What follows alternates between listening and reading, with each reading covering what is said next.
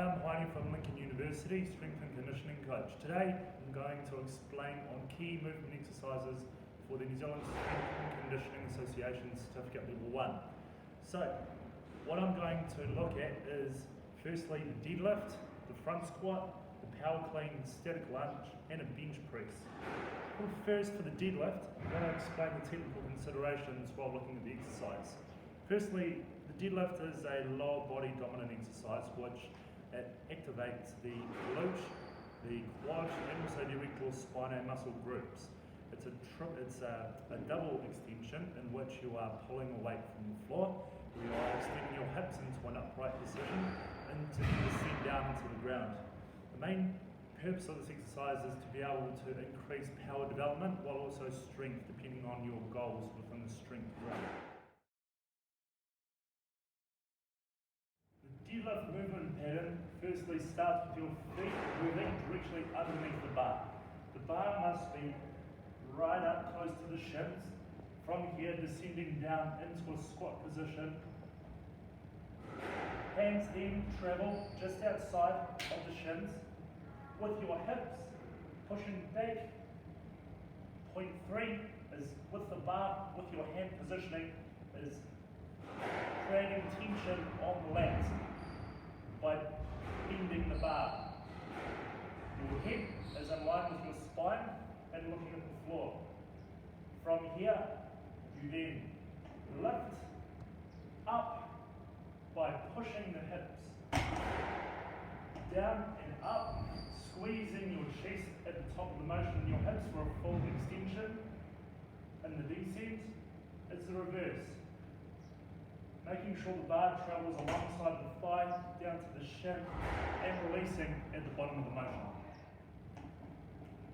As the athlete lifts the movement, I'm looking in 3 specific areas. First, from the side, I observe looking at the movement pattern of the bar, also the feet, if they are straight, and the positioning of his knees, his hips, lower back, shoulders, and neck. I stand from behind. I observe movement in the hip, whether it sways left or right. I look at the knees, if they are bending and pushing out, or if they are valgus or varus. I'm also looking at the feet, seeing if they are straight, narrow, or if they are pushing out. I then come over to the other side and see the difference from the left to the right. Okay, 2 work-on points that I observe. The first, I'm going to look at the feet positioning. The feet, Callum's feet, is what I call a penguin. So on the way down, they were quite narrow and inside of the hip. What this does is, while yes, he is able to extend his knees out, there isn't enough tension created in his glutes to be able to stand up and also descend properly into the motion. From here, I'll ask Callum to straighten his feet, push his knees out, creating tension, grabbing the bar, bending the bar as his second point to be able to create tension on his lats. So that way his core is engaged, his glutes are engaged, and more importantly, his knees aren't wobbling around down and up in the motion.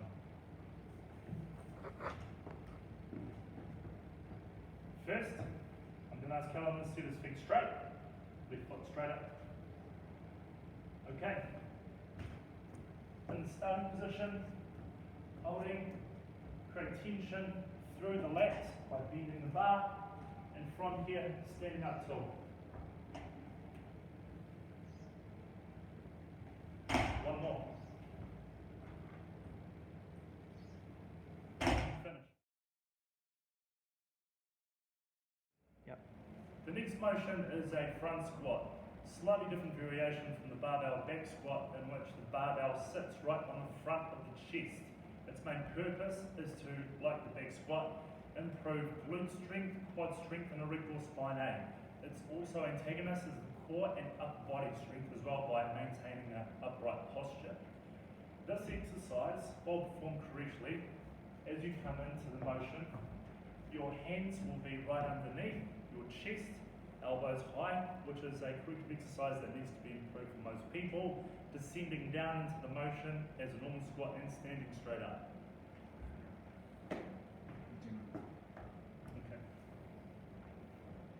First, my hands are going to be thumbs. There is a slippery side on the bar and a grippy side on the bar. With my hands, my thumbs are outside of the slippery piece, on the grippy piece. I stand directly underneath. Wrists and elbows are parallel to the floor. Sit up position, my feet are straight, my core is tight, my glutes are engaged, my arms are parallel to the floor.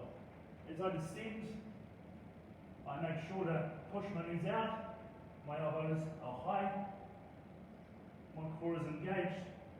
I stand up tall to finish the motion with my hips fully extending through. I finish, I re-rack in the bar.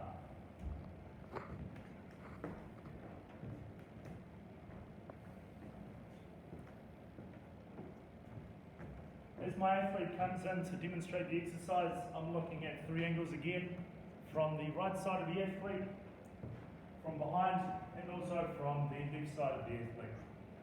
As I'm looking through on the right side of the athlete, I'm looking at the starting position of his elbows and wrists, core engaged by pushing his hips through and squeezing through.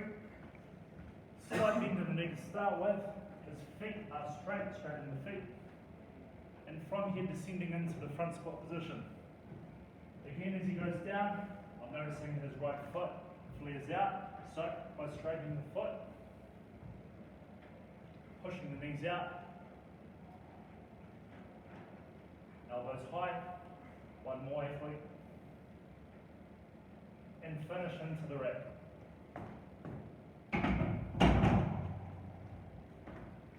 Work-ons, as I was explaining, I was looking at his first feet. Right foot was slightly turning out. By asking him to straighten his feet and correct it, he was then able to establish a more efficient squat by pushing down and out without his knee wobbling around, potentially due to tightness in his hip flexor, erector spinae, piriformis, or it could be lack of ankle mobility, etc. Many questions need to be asked. The next was the arms.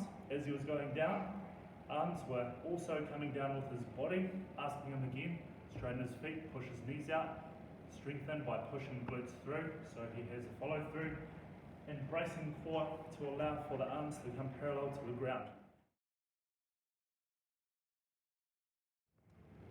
Power clean is the next exercise, which I consider being one of the most complex exercises. Its motion is similar to a deadlift and front squat, in which you're combining the two together. However, its purpose is to be able to create power and strength qualities from hip, quad, core, and erector spinae regions. And a lot of athletes use this exercise in sports such as rugby, basketball, team sports, track and field, etc. They find that it improves a lot of power development and also summation of force. Demonstrating this exercise, first, I plant my feet like a deadlift right underneath the bar. My hands, thumbs outside of shin, so they're directly underneath my shoulder. Positioning of my body,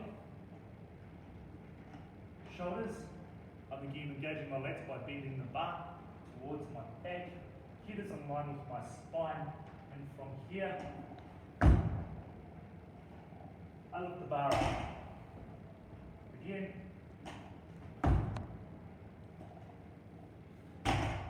Key point, the bar stays close to my shin and my thigh. I go into a triple extension, ankle, knee and hip. My shoulders shrug, and with the momentum created from the ground, I'm able to simply pop underneath the bar and lift the bar into my shoulders. Okay. So, as I observe again, I'm observing from 3 angles. Firstly, the sit-up position from the right-hand side. Feet, if we can keep straight, pushing the knees out towards the elbows. Lats are engaged by bending the bar back towards himself. Head in line with the spine. Great sit-up position. And from here, he's now going to perform the power clean. I'm going to give him to perform it 2 more times. Once more. And recover. And rest.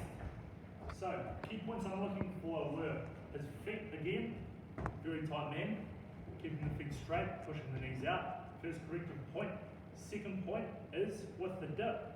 There is a little depth range that we can move in. However, he squatted, it's a little bit too deep in that movement, so I'm going to get him to do it again. And when he does stand up, get the bar up nice and tight.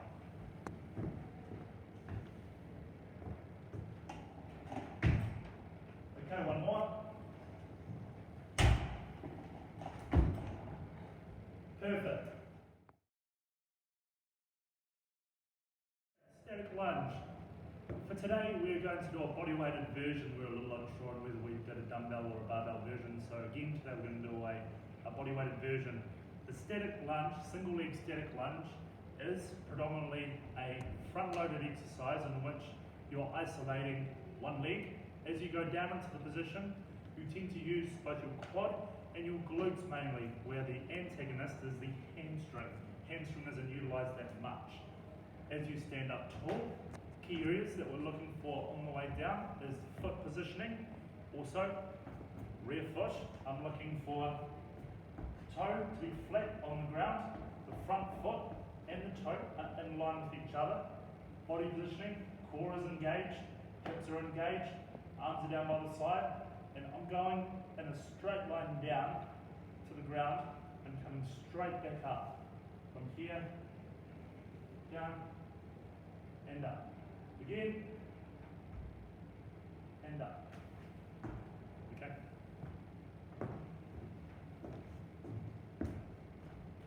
So get my athlete to start in a starting front leg position.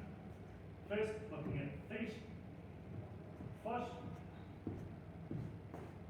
His right foot is slightly wider in which his hip is twisting around to his right hand side. And so hips engage. Foot, great. From here, I'm looking for him to descend down and come straight up. One more.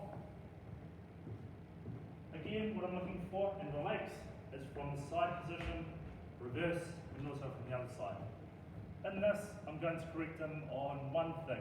I've already corrected him on the foot, the second the hips. The second one I'm going to correct his upper body with hyperextending backward. So, in the starting position, from here, hip, I want him to roll under and engage.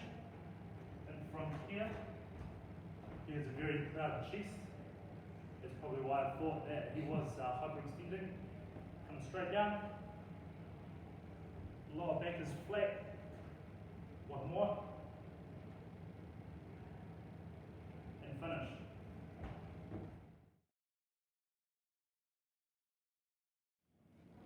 Okay.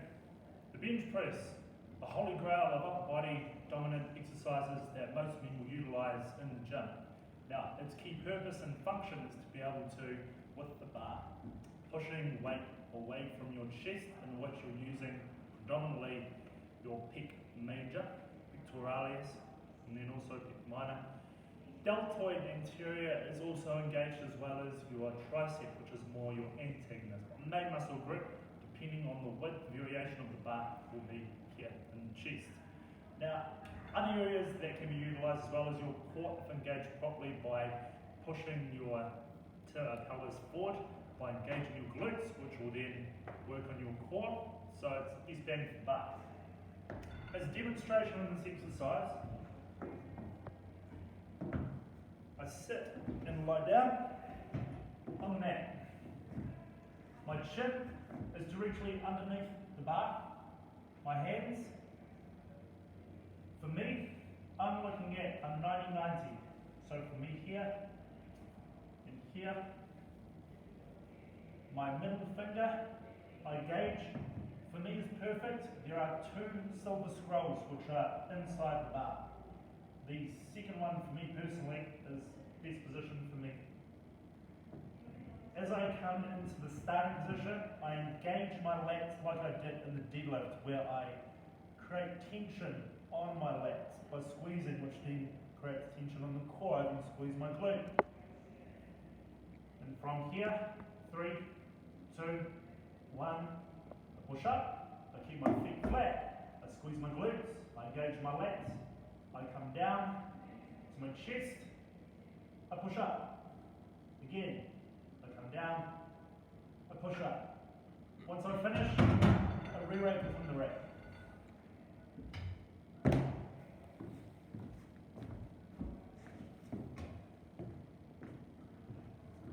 So first, I'm observing from side angle,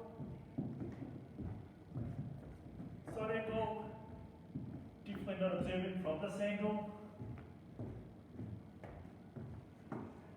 If the weight is heavy, I can utilise my own body strength to be able to spot him on the bar. For today, I'm going to stand from the side.